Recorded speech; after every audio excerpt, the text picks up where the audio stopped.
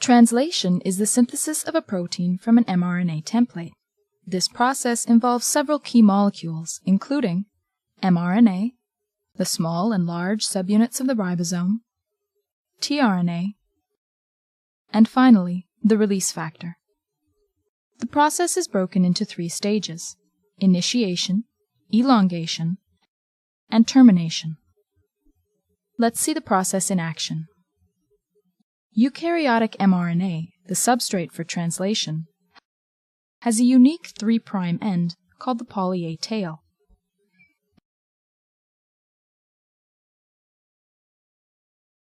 mRNA also contains codons that will encode for specific amino acids. A methylated cap is found at the 5' end. Translation initiation begins when the small subunit of the ribosome attaches to the cap and moves to the translation initiation site. tRNA is another key molecule. It contains an anticodon that is complementary to the mRNA codon to which it binds. The first mRNA codon is typically AUG. Attached to the end of the tRNA is the corresponding amino acid.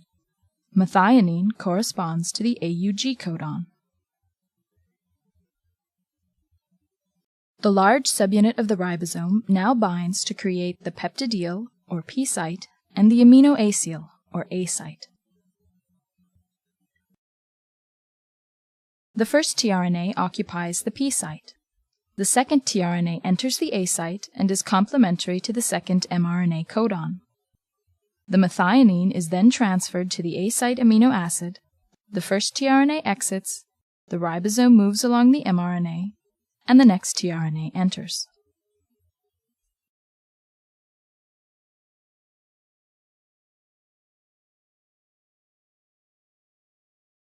These are the basic steps of elongation.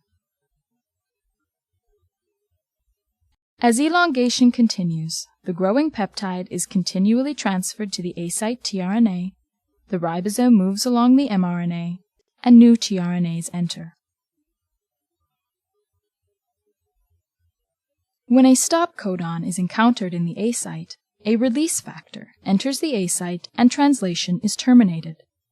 When termination is reached, the ribosome dissociates and the newly formed protein is released.